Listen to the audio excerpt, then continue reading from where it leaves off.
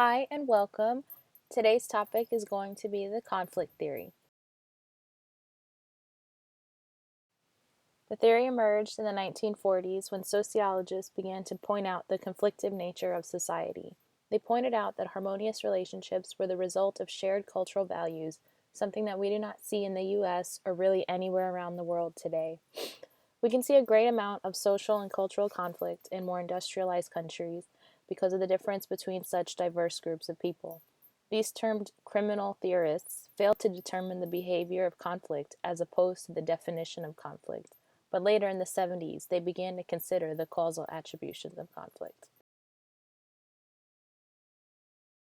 So around 1966, William Chambliss came up with the legal reality theory, where he said that there were two kinds of law in action and reality of law.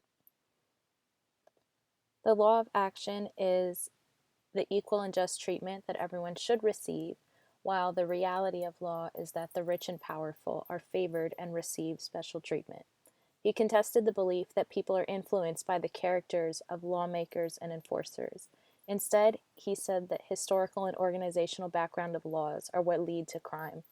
This is because lawmakers and officials make personal transgressions a state matter as opposed to a personal matter like they used to be. Throughout time, laws have reflected the interests of the rich and powerful as they do today. It is also more rewarding to arrest and prosecute dirtier criminals like rapists, prostitutes, drug offenders, and such, as opposed to white collar offenders. Therefore, law officials are more likely to exercise the law when it serves the rich and powerful. Then, in 1974, came the social reality theory, suggested by Richard Quinney, who said that the capitalist system was responsible for unjust laws. He proposed that high crime rates are caused by four aspects. The first being that criminal behavior is defined as that which threatens the interests of the powerful. The second, that laws are applied to ensure protection of the interests of the rich and powerful. Third, members of lower classes are forced to commit criminal acts by the environment that they were raised in. And lastly, these acts are used to construct the ideology of crime that lower class members are more likely to commit crimes and they are more associated with crimes.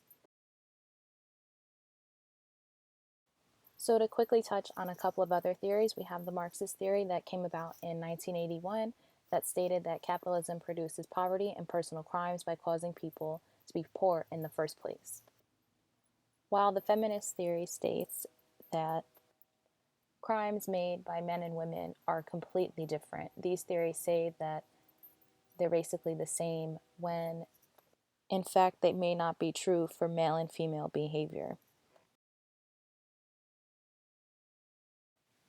So, just for some perspective or a little example, here's a quote that I took from a research study done by Gallo, and he says that conflict does not end simply when violence is stopped or when a satisfactory compromise between the parties is signed. Ending a conflict in a real and stable way implies the construction of a lasting peace, which is something daunting and difficult to obtain. So, obviously, this could easily be talking about personal crime. However, it can also be taken in the context of this theory to mean that just because people are treated equally or treated with fairness all of a sudden, it doesn't mean that conflict is just going to end just because there's a utopian society per se.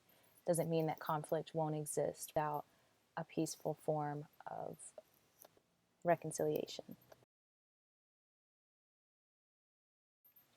Lastly, we have the shortcomings and the highlights of this theory. So, on a sadder side, this theory assumes that all forms of deviance are similar to one another, which ignores the specific forms of deviant behavior. But on the other side, it also contributes to our understanding of how capitalism and patriarchy influence the enforcement of laws, norms, rules, etc. And that's all I have for you. Please enjoy some wonderful pictures of crime and deviant behavior. And thanks for watching.